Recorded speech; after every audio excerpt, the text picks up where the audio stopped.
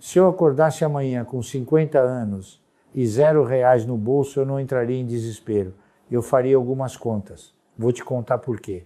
E eu aprendi isso da maneira mais difícil possível quando ainda era menino, trabalhando na rua, sem pai, sem herança, sem ninguém para me estender a mão. Aprendi que chorar a situação não muda a situação. O que muda é o que você decide fazer com ela. Você acha que o problema de quem está mal das pernas aos 50 é a falta de dinheiro, não acha? Mas não é. O problema é a falta de um plano honesto para quando o dinheiro é abaixo e o tempo já não é infinito. Igual na ótima música do Legião Urbana, não temos tempo a perder, porque são coisas diferentes. Dinheiro você pode recuperar, tempo não. E é justamente essa equação que a maioria das pessoas com 40, 50 anos ou mais no zero se recusa a encarar de frente. Fica esperando o milagre, fica esperando o filho aparecer, o governo fazer algo, a empresa reconhecer, o parente bondoso lembrar. Enquanto espera, o relógio está girando. E o relógio não tem piedade de quem está esperando. Eu não tenho 50 anos. Já passei dessa conta faz tempo. Mas já vi gente recomeçar mais velha do que isso e chegar a um lugar de dignidade e estabilidade que parecia impossível. Já vi também gente jovem, com tudo na mão, jogar fora por vaidade, por orgulho barato, por não querer abrir mão de uma aparência que nunca foi real. A idade não te salva, a idade também não te condena. O que define o resto da sua vida é o que você faz a partir do momento em que olha no espelho e admite, sem desculpa, sem rodeio: estou com 50 anos e financeiramente zerado. E agora? Essa pergunta é o ponto de partida. Tudo que vem antes dela é história. Tudo que vem depois dela é escolha. Antes de falar em plano, em número, em estratégia, eu precisaria matar algumas ilusões. Porque ilusão é o veneno mais caro que existe. Você não paga por ela na hora, mas paga com juros ao longo de anos de vida desperdiçada. A primeira ilusão é a de que ainda dá tempo para tudo. Não dá. Algumas portas, se fecharem, não vão reabrir. Você não vai virar atleta de alto rendimento. Não vai ser o próximo gênio de tecnologia. Não vai acordar herdeiro. Essas opções foram embora. Aceitar isso não é pessimismo, é matemática. Quem insiste em não aceitar o que fechou, perde energia preciosa tentando entrar por uma porta que não existe mais, em vez de enxergar as que ainda estão abertas. A segunda ilusão é a de que é tarde demais. Essa também é mentira, só que do outro lado. Se você vai viver mais 20 ou 30 anos a partir dos 50, isso é uma vida inteira. Não é um apêndice, é uma vida que pode ser completamente diferente da anterior. A questão não é se dá tempo. A questão é se você vai usar esse tempo repetindo os mesmos padrões que te trouxeram até aqui, ou vai agir como se estivesse em estado de emergência, porque você está. Só que a maioria das pessoas em estado de emergência financeira não age como tal, age como quem está em férias e acha que vai resolver tudo quando voltar. A terceira ilusão é a mais perigosa de todas. A ilusão de que alguém virá te resgatar. Filho, governo, empresa antiga, parente que sempre foi gente boa, todos eles têm os próprios problemas. Todos eles têm os próprios medos. Se ajudarem, ótimo, você agradece e segue. Mas se não ajudarem, a conta continua sendo sua e continua com seu nome nela. Ninguém assina embaixo por você. Com 50 anos e R$ 0, eu não pensaria em ficar rico, pensaria em ficar inquebrável. São coisas muito diferentes e essa diferença precisa ser entendida antes de qualquer passo. Rico é quem acumula muito. Inquebrável é quem organiza a vida de tal forma que uma crise, uma doença, uma demissão não o joga na miséria total. Aos 50, o objetivo não é luxo, é blindagem. É construir uma vida que não desmorona na primeira tempestade. Porque tempestade vai aparecer, sempre aparece. Então, a primeira coisa que eu faria seria sentar e fazer o inventário mais cruel e honesto possível da minha realidade. Não só do extrato, que eu já sei que está vazio.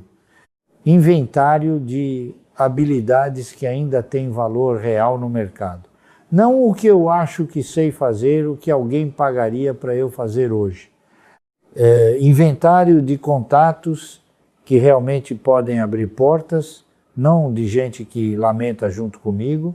Inventário de gastos que posso cortar imediatamente, não daqui a 6 meses, quando tiver mais fácil. Inventário dos vícios e das fraquezas que me trouxeram até aqui. Consumo impulsivo, dívidas por orgulho, preguiça mental, medo ridículo de parecer simples. Esse inventário vai doer. Vai doer porque a maioria das respostas vai apontar para escolhas que eu mesmo fiz. Não foi azar, não foi o sistema, foram escolhas. E quando você admite que foram escolhas, você também admite que outras escolhas são possíveis. Isso assusta. Mas é também a única porta de saída que existe. Eu não perderia 1 minuto tentando salvar a aparência. Aos 50 e zerado, imagem é um luxo obsceno. Imagem custa dinheiro que você não tem. Custa energia que você precisará para outra coisa. Custa tempo que o relógio já não vai devolver.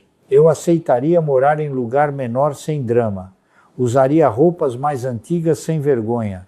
Venderia tudo que não gera retorno e não é essencial para sobreviver. Carro que espalha a conta no fim do mês fora. Assinatura que serve para manter status cortada. Compromisso social que só existe para alimentar ego. Dispensado. Quem ainda está preocupado com o que os outros vão pensar. Quando você desce um degrau, não entendeu o tamanho do buraco em que está. Os outros não vão pagar suas contas. Os outros não vão aparecer quando você não tiver mais como sustentar a performance. Então, a opinião deles sobre o seu padrão de vida não pode ter peso nenhum nas suas decisões. Ao mesmo tempo em que cortaria tudo, eu tomaria uma decisão silenciosa e definitiva. Nunca mais voltar ao zero. Não como promessa vazia que se faz num momento de emoção e esquece na semana seguinte. Como princípio de funcionamento da nova vida. Cada real que entrasse a partir desse momento seria tratado como material de construção, não como alívio emocional, não como recompensa por um dia difícil, material de construção. Tijolo, um de cada vez. Isso significa que, por um tempo, toda humilhação necessária para reorganizar a vida seria aceita. Mudar de bairro, sim. Mudar o círculo social, sim. Mudar o tipo de trabalho, sim. Dizer não para convite que não cabe no novo orçamento, sim. Explicar para a família que as coisas mudaram e que agora funcionam diferente, sim. O que não seria aceito, em hipótese nenhuma, é continuar vivendo como se ainda tivesse 20 anos de margem para errar e crédito infinito com a realidade. Esse crédito acabou. Agora vem a parte que separa quem recomeça de verdade de quem apenas faz discurso de recomeço, o plano concreto. Sem plano, sem número, sem prazo, qualquer mudança de intenção vira fumaça em algumas semanas.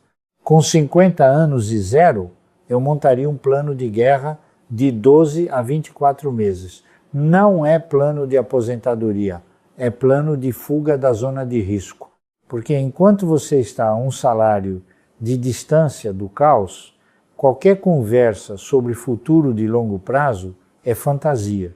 Você precisa primeiro colocar distância entre você e o abismo.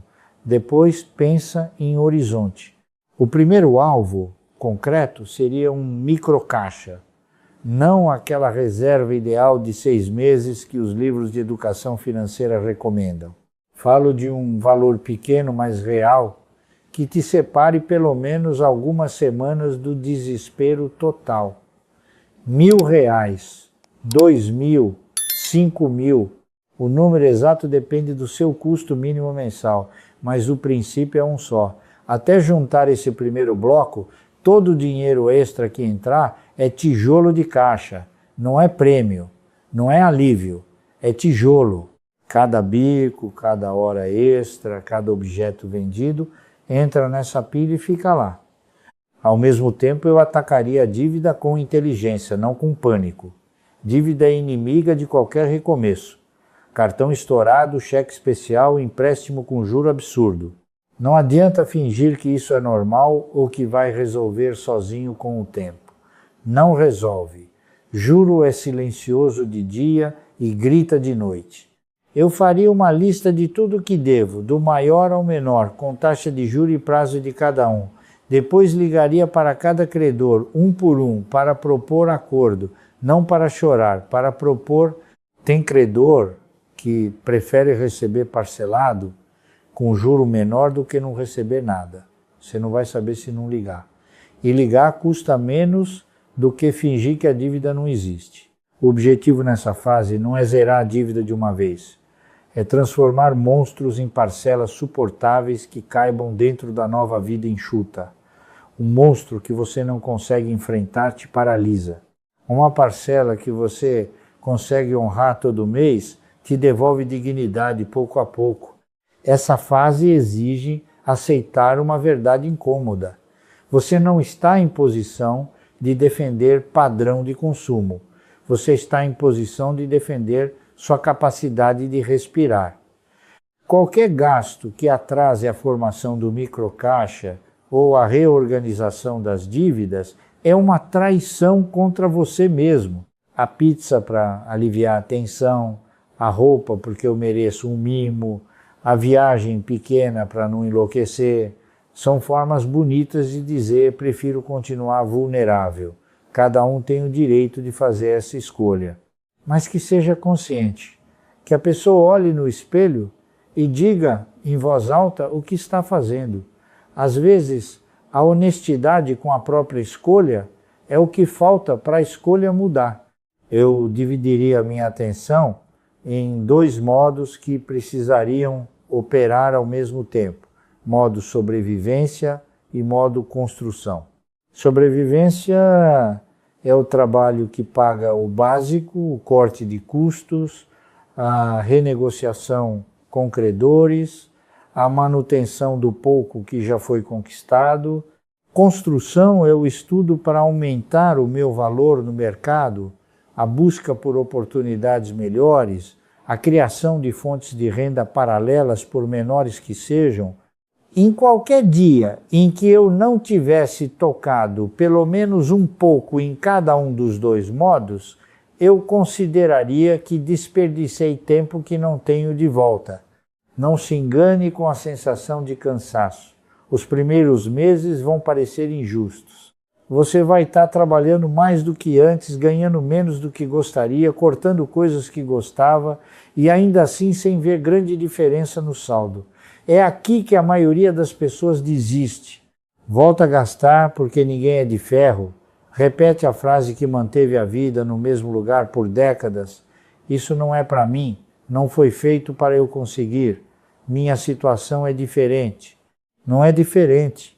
A fase em que nada parece mudar é a ponte entre o velho roteiro e qualquer chance de estabilidade real. Quem atravessa essa ponte chega do outro lado.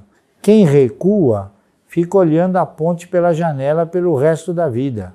O critério para saber se você está realmente recomeçando ou apenas sofrendo é simples e brutal. Depois de 6 meses de esforço declarado, você tem algum microcaixa formado? Tem pelo menos um credor reorganizado? Aumentou, em alguma medida, a sua utilidade no mercado? Se a resposta for não para as 3, você não está recomeçando, está apenas sofrendo. E sofrimento por si só não ensina nada. O que ensina é sofrimento organizado dentro de um plano. Agora preciso falar de algo que quase todo mundo ignora quando fala de recomeço financeiro. As pessoas ao redor. Nenhum plano financeiro sobrevive a um círculo social que te puxa para baixo. Você pode cortar gasto, pode trabalhar mais, pode estudar, pode negociar dívida. Se continuar cercado de quem vive sabotando qualquer tentativa de ordem, tudo isso vira esforço jogado em areia movediça. Você esforça, afunda, esforça de novo, afunda de novo. Eu começaria classificando as pessoas com a mesma frieza com que classifico despesas, entrada ou saída, ativo ou passivo. E identificaria 3 tipos que alguém quebrado não pode se dar ao luxo de carregar. O primeiro é o parasita financeiro, aquele que sempre vai te devolver depois, que sempre está num aperto, que faz drama para te arrancar dinheiro que você não tem. Esse não quer ajuda, quer patrocinador. E enquanto você tiver medo de dizer não para ele, não terá coragem real de sair do buraco. Porque dizer não para ele para compra impulsiva é o mesmo músculo, e músculo que você não treina numa situação não funciona na outra. O segundo é o sabotador emocional. É aquele que ri quando você fala em se reorganizar, que diz que você pirou, que a vida é uma só, que não vale a pena se matar por dinheiro. Ele não está preocupado com a sua felicidade, está preocupado com o próprio espelho. Se você mudar, a mediocridade dele fica exposta. Então, é mais fácil convencer você a ficar parado do que encarar o reflexo da própria estagnação. O terceiro é o disperso crônico, aquele que nunca tem plano, mas tem sempre convite. Bar, viagem, compras, programa qualquer. Ele não aguenta ficar sozinho com a própria consciência e precisa de companhia para continuar se enganando. Se você entra nessa roda, você financia a fuga dele junto com a sua. Com 50 anos e R$0, eu não teria mais o direito de chamar isso de amizade. Eu praticaria o que quase ninguém tem coragem de fazer: distância silenciosa. Não briga, não discurso, não drama, não explicação longa, apenas presença menor, menos resposta, menos disponibilidade, menos aceitação de convite. Quem realmente te quer bem, respeito agora não dá, estou arrumando minha vida. Quem não respeita nunca foi aliado, era cenário. Ao mesmo tempo, eu procuraria proximidade com outro tipo de gente. Não guru de redes sociais, não vendedor de curso. Gente real que está fazendo o que eu preciso fazer. Um colega que está se reorganizando com seriedade, um profissional mais velho que já passou por crise pesada e saiu do outro lado sem perder o caráter, uma pessoa simples que vive dentro do que ganha e não deve nada para ninguém. Conversar com uma dessas pessoas vale mais do que consumir 100 vídeos motivacionais, porque motivação sem exemplo concreto é fumaça. Exemplo concreto é âncora. Também seria implacável com a família se necessário. Parente que vive pedindo dinheiro, usando seu CPF, te colocando em enrascada não é família, é risco. Filho adulto que trata você como caixa eletrônico enquanto você está quebrado, não está passando por uma fase. Está aprendendo a te destruir por ele. Se eu tivesse com 50 anos e 0, deixaria muito claro para todos ao meu redor: o primeiro a sair do buraco sou eu, depois, se sobrar, ajudo. Inverter essa ordem é garantir que todos afundem juntos. Essa limpeza não é só financeira, é mental. Cada vez que você explica seu plano para alguém que não entende responsabilidade, você sai mais fraco da conversa, sai duvidando de si, sai tentado a desistir. Aos 50, você não tem energia sobrando para ficar se defendendo o tempo todo. Você precisa de silêncio, não de opinião. Depois de cortar o que precisa cortar e organizar o círculo, vem um ponto que quase todo mundo quebrado ignora: a reputação financeira. Quando você está no chão, seu nome é o último ativo que ainda pode ser salvo ou destruído de vez. E é ele que vai decidir se alguém topará correr risco ao seu lado daqui a alguns anos. Eu olharia para as promessas que fiz e não cumpri. Empréstimos com amigos, favores pendentes, parcelas abandonadas no meio, acordos que sumiram junto comigo. Cada um desses episódios é uma mancha. Não importa se o valor é pequeno, importa o padrão. Se eu passar o resto da vida fingindo que não devo nada a ninguém, posso até arrumar algum dinheiro, mas nunca vou arrumar confiança. E sem confiança, qualquer crise futura me deixa completamente sozinho. Com 50 anos e quebrado, eu aceitaria que não dá para pagar tudo de uma vez, mas dá para mudar de postura de uma vez. Em vez de sumir de quem eu devo, eu me aproximaria, mandaria mensagem, ligaria, apareceria, não para choramingar, para assumir, eu devo, eu errei, eu vou pagar, não posso agora tudo de uma vez, mas aqui está o que consigo neste mês e aqui está o plano para os próximos. Muitos não vão acreditar na primeira vez, alguns vão aceitar. O importante não é o perdão imediato, é começar a construir um histórico novo, porque histórico novo é o que vai abrir a próxima porta. Também pararia de fazer a pior coisa que endividado faz: usar o nome de outra pessoa para continuar errando. Cartão no nome de parente, linha de crédito no CPF de amigo. Toda vez que alguém faz isso, está dizendo ao mundo que prefere preservar a própria fachada queimando o crédito dos outros. É o tipo de gesto que destrói pontes para sempre. Pontes que talvez você precise muito no futuro. Outra parte da reconstrução de reputação é parar de prometer o que não tenho como entregar. Gente quebrada tende a inflar o próprio discurso para parecer mais capaz do que é. Aceita prazo impossível para garantir o contrato. Se compromete com valor que não domina. Se vende como salvador para tentar segurar algum espaço. Isso sempre cobra preço depois. Aos 50 não há mais tempo para reconstruir imagem manchada por promessa que não se cumpriu. Eu passaria a falar menos e mostrar mais. Em vez de dizer que vou mudar, pagaria uma pequena conta em dia e deixaria que o tempo falasse por mim. Em vez de prometer grandes coisas, assumiria apenas o que posso cumprir e cumpriria com excesso de seriedade. Chegar no horário, entregar o que foi combinado, não inventar desculpa, não culpar o trânsito, o tempo, os outros. Pode parecer pouco, mas é assim que o nome arranhado começa a recuperar peso. Devagar, silenciosamente, um cumprimento de cada vez. Quando o dinheiro é zero, você não consegue impressionar ninguém com bens, só com postura. Quem observa de perto percebe quem está apenas se debatendo e quem está de fato se reorganizando. O patrão sente, o cliente sente, o credor sente, até a família sente. É diferente lidar com alguém que assume o próprio caos e trabalha para limpar dele quem inventa a narrativa para parecer vítima. Com toda a base emocional e relacional começando a ser arrumada, chega o momento de falar de número concreto.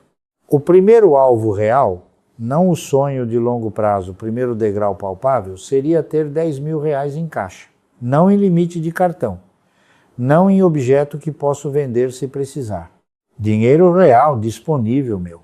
Enquanto você não tem isso, qualquer conta inesperada é um terremoto.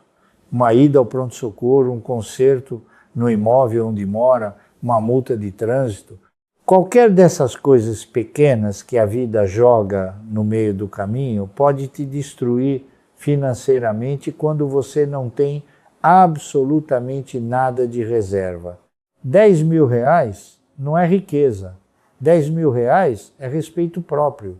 É a prova de que você consegue, pela primeira vez em muito tempo, guardar em vez de apenas girar dinheiro de uma urgência para outra. O caminho até lá é menos complicado do que você gostaria de acreditar e mais duro do que você está disposto a aceitar. Primeiro, você define quanto consegue separar todo mês na nova vida enxuta. 100 reais, 200, 500, 1000, O número importa menos do que o compromisso. Esse valor vira lei. Entra antes de qualquer gasto que não seja sobrevivência básica. Não é negociável em mês fácil nem em mês difícil. É inegociável porque negociável não vira hábito. Segundo, qualquer entrada extra acelera. Bico, hora extra, objeto vendido, restituição de imposto, dinheiro esquecido em gaveta, tudo vai direto para o mesmo balde. Enquanto o número 10.000 não aparece, não existe dinheiro achado. Existe apenas combustível de caixa. Terceiro, você cria humilhações voluntárias. Você escolhe conscientemente, de forma deliberada, situações onde poderia gastar mais e decide gastar menos. Comer em casa quando o grupo pede restaurante. Ir a pé quando poderia chamar aplicativo. Ficar de fora de programa que só serviria para te deixar mais endividado. Não é miséria, é treino. Cada não desse tipo fortalece o músculo que você nunca desenvolveu direito. O músculo de adiar prazer por algo maior do que um fim de semana. À medida que o saldo sobe, aparece uma armadilha clássica. A vontade de se dar um presente porque já está melhorando. Você olha para o saldo e pensa, faz tempo que eu não fiz nada para mim. É verdade, mas é justamente nessa fase, quando o montante ainda é pequeno e frágil, que você prova se está levando isso a sério. Quem cede aqui volta ao ciclo de começar sempre de novo. Quem aguentar até cruzar os 10.000, está dizendo na prática que desta vez não vai matar a planta antes de ela criar raiz. O dia em que você olha para a conta e vê pela primeira vez na vida adulta um valor que não vai ser usado para apagar incêndio, algo muda por dentro. Não é euforia, é uma calma estranha, uma firmeza que você não sabia que era possível sentir. Você percebe que se tudo der errado amanhã, ao menos não está a um boleto de distância da vergonha. Isso é pouco para o mundo. É um divisor de águas para quem passou anos oscilando entre saldo negativo e zero. Com o primeiro degrau no lugar, a conversa muda levemente de tom. Antes o objetivo era não afundar, agora é começar a andar. 10.000 em caixa não é vitória. É licença para pensar em algo além da sobrevivência imediata. A partir daqui, cada decisão precisa responder a uma pergunta simples. Isso transforma trabalho em estrutura ou continua sendo só troca de tempo por dinheiro? A diferença entre as duas coisas é enorme. Troca de tempo por dinheiro funciona enquanto você aguenta fisicamente. Estrutura funciona quando você para. E aos 50, a questão de quando você vai parar de aguentar não é mais hipotética, é questão de tempo. Então o próximo passo não é sair comprando investimento da moda ou seguir a dica do momento. É dividir o dinheiro que entra em 3 funções claras e separadas. Uma parte paga a vida enxuta, outra reforça o caixa até chegar num nível em que alguns meses de gastos estejam cobertos. A terceira parte, por menor que seja, começa a ser destinada de forma constante para ativos que tenham chance real de crescer sem exigir que você trabalhe mais. Pode ser 100, 200 reais por mês. O ponto é inaugurar o hábito. Ter dinheiro trabalhando fora do seu corpo, em algum lugar, por menor que seja esse trabalho no começo. Nessa fase, a tentação de empreender para recuperar o tempo perdido é gigante e é também uma das formas mais rápidas de voltar ao zero. Negócio próprio só faz sentido se for algo que você entende profundamente, que não exige endividamento pesado logo de saída e que não depende de um mercado que você ainda não conhece. Qualquer plano que comece com empréstimo grande, aluguel caro de ponto, estoque alto, reforma cara, está proibido. Você não está construindo império, está construindo base. E base não combina com aposta. Muito mais inteligente é usar a experiência acumulada de décadas para gerar uma segunda fonte de renda mais modesta e mais segura, serviço prestado nos horários paralelos ao trabalho principal. Consultoria enxuta para resolver problemas que você já domina de verdade. Pequenas parcerias com comissão bem definida e risco controlado. Nada glamouroso. Nada que faça manchete. Apenas um fluxo adicional que vai por lei para o lado da construção, não para o lado do consumo. O segredo não é o tamanho do aporte, é a constância. Constância ao longo de anos produz resultados que parecem impossíveis para quem nunca teve paciência de esperar.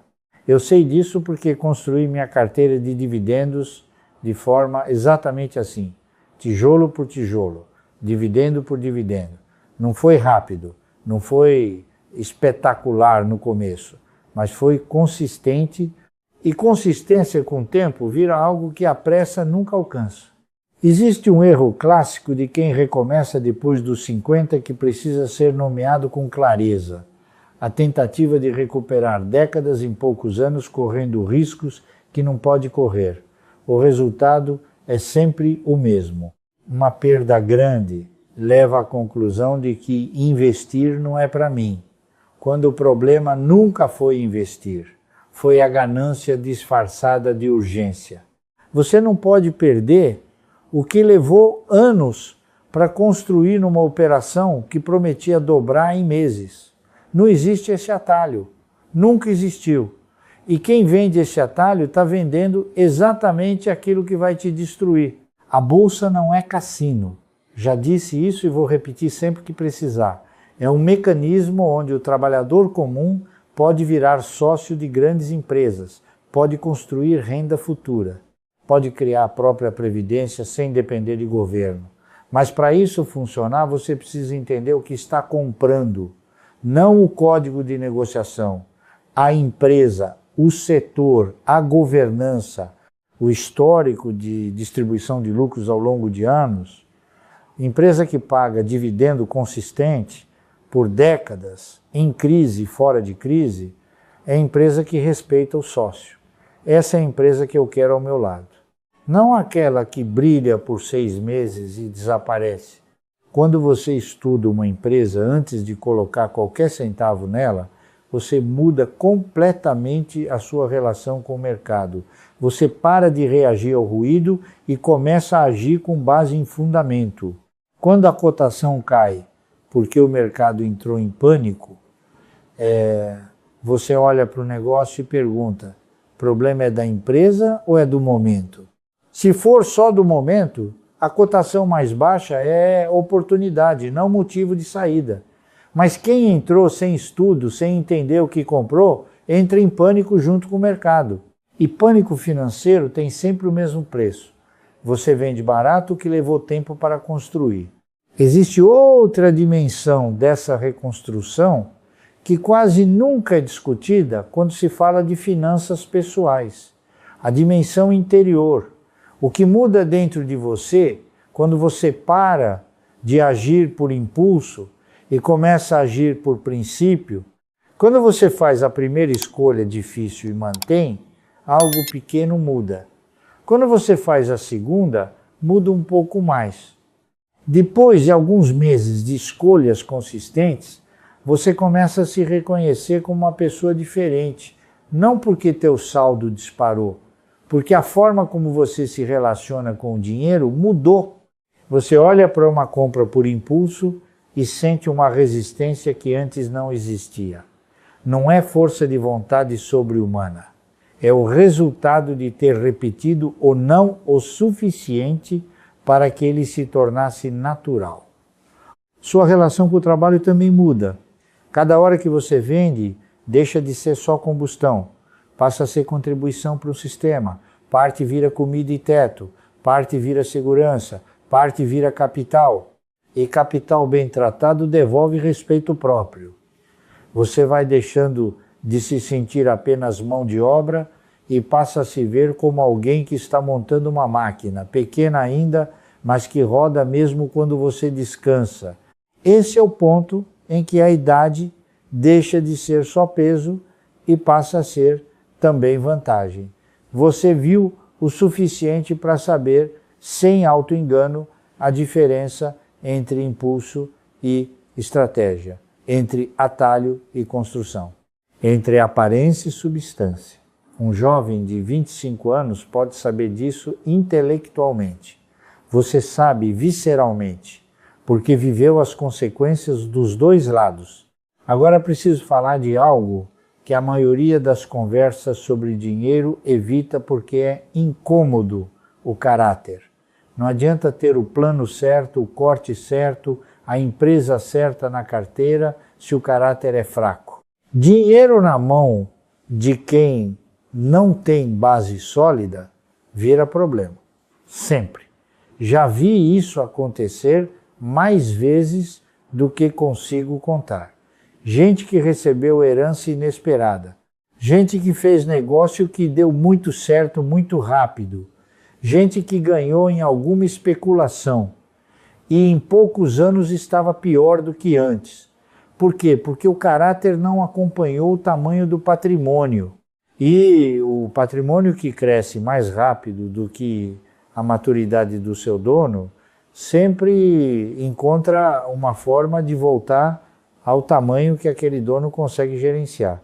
Construir caráter financeiro é construir a capacidade de lidar com dinheiro de forma responsável, honesta, consistente, independente de quanto esse dinheiro seja. Quem trata bem o pouco vai tratar bem o muito. Quem não consegue respeitar R$100 não vai saber o que fazer com 100 mil. A matemática do caráter é tão inexorável quanto a dos juros compostos. Em algum momento desse processo, se você não desistir, vai se perguntar se vale a pena tanto esforço. A resposta depende de como você enxerga a própria história. E aqui existe uma bifurcação que separa quem reconstrói de verdade de quem apenas fica dando voltas. Há 3 tipos de pessoa que chegam aos 50 quebradas. O primeiro escolhe virar vítima profissional. O segundo finge que nada grave aconteceu. O terceiro transforma a humilhação em ponto de virada.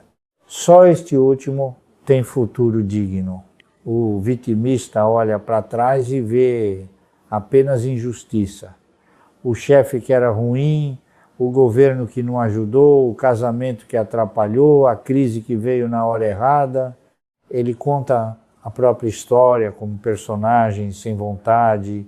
Tudo aconteceu com ele, nunca por causa dele. Essa narrativa é confortável porque livra da culpa, mas cobra um preço altíssimo.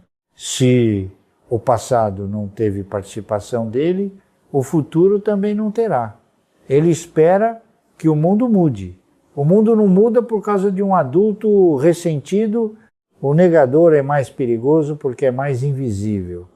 Finge normalidade. Diz que todo mundo está assim, que é só uma fase, que dinheiro não é tudo. Ele não se permite sentir vergonha produtiva. Usa a filosofia barata para não enfrentar o próprio fracasso. Continua consumindo como se nada tivesse errado. Segue cercado das mesmas pessoas, repetindo as mesmas decisões, chegando aos 60, 70 anos com o mesmo discurso, só que com menos energia, menos tempo e menos gente disposta a acreditar nele. O terceiro tipo olha para a própria vida como eu olharia para uma empresa em crise. Reconhece que o problema é grave, que muita coisa foi feita de forma equivocada, que houve responsabilidade pessoal nos erros, não apenas azar. Sente vergonha, mas não usa essa vergonha para se esconder, usa como combustível. É aquele que diz para si mesmo, quieto, sem audiência, eu não vou morrer sendo a pessoa que fui até aqui. Não há nada de romântico nisso, é brutal, mas é o único caminho real. Quando a base começa a aparecer, quando o microcaixa está formado, quando as dívidas estão negociadas, quando o círculo foi limpo, quando a reputação começa a ser reconstruída, chega o momento de colocar o alvo definitivo na mesa. Para alguém com 50 anos saindo do zero, com vida enxuta e algum valor no mercado, esse alvo deve ser concreto e específico. Os primeiros 100 mil reais líquidos, não para se sentir rico, para nunca mais voltar ao chão.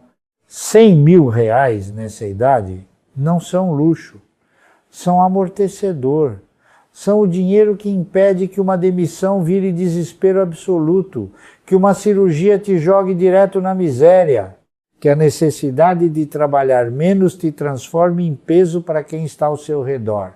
100 mil não compram mansão, não compram carro esportivo, não compram vida de novela, compram respeito próprio, compram margem, compram a possibilidade de dizer não quando precisar.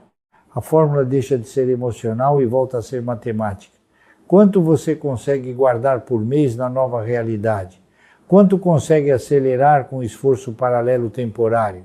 Em quanto tempo aceita viver sob regime de reconstrução? O resto é justificativa.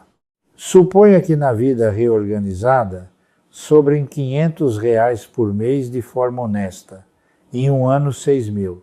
Em 5 anos, 30 mil. Com algum retorno modesto, talvez um pouco mais.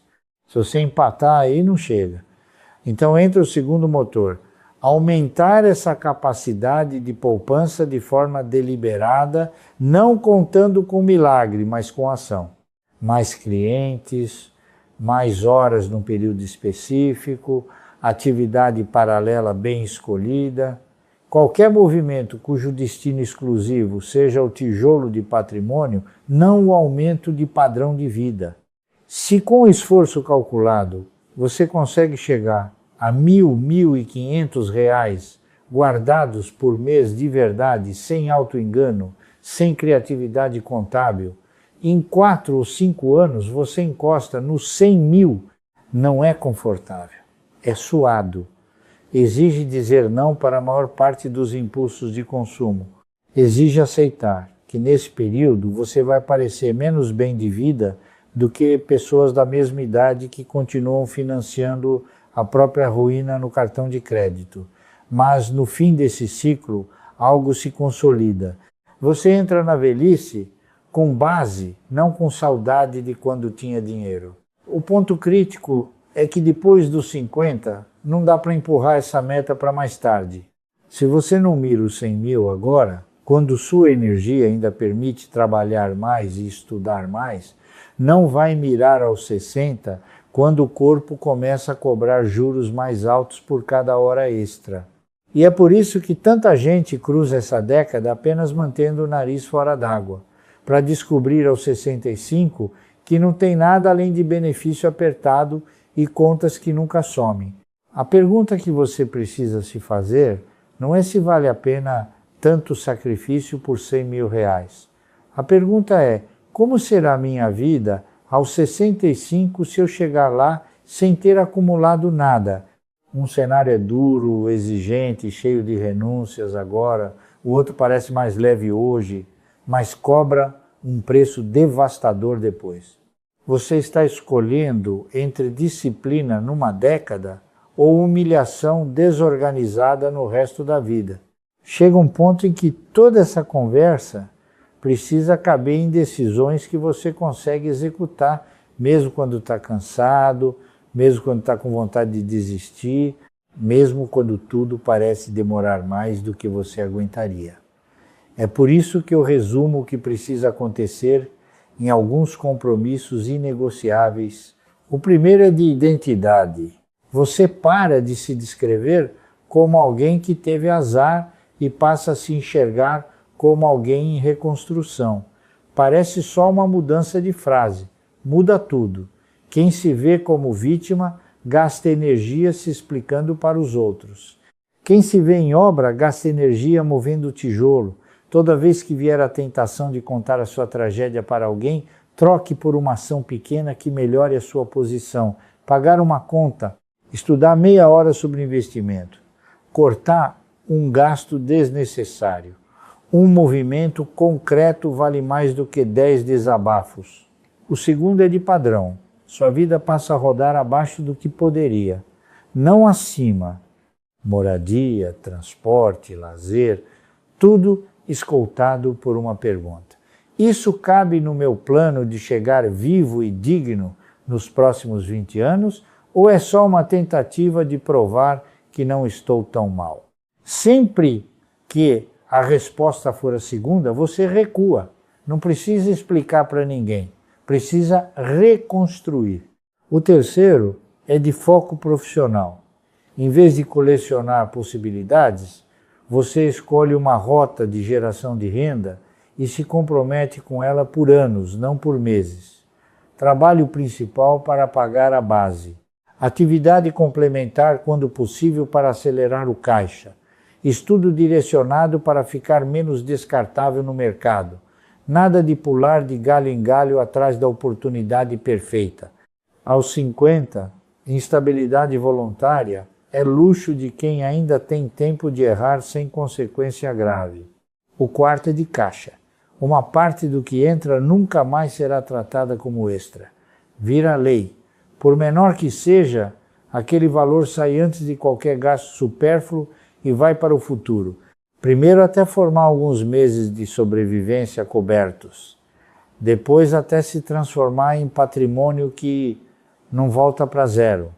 Você não precisa gostar disso. Precisa repetir.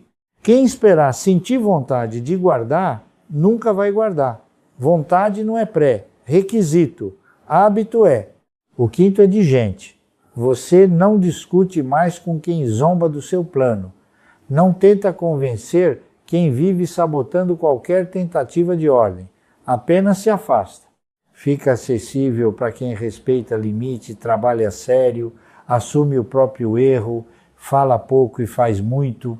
Cada relação passa a ser filtrada por uma pergunta simples. Eu saio dessas interações mais lúcido ou mais confuso, mais forte ou mais fraco? O resto é entretenimento caro demais para quem está em reconstrução. O sexto é de tempo. Toda semana precisa ter horas dedicadas à manutenção e ao avanço da sua reconstrução. Manutenção é revisar contas, ajustar gastos, cuidar da saúde, manter a rotina que impede quedas. Avanço é estudar, abrir contato novo, buscar forma de gerar mais, planejar próximos passos. Se a semana acabou e você apenas correu atrás de problemas sem tocar em nenhum fio da construção, você está voltando lentamente ao velho roteiro. A velocidade de volta é lenta, mas a direção é a mesma. Se você reduzir sua vida a esses compromissos e tiver coragem de sustentá-los por alguns anos, os números inevitavelmente mudam. A velocidade pode variar, mas a direção será outra.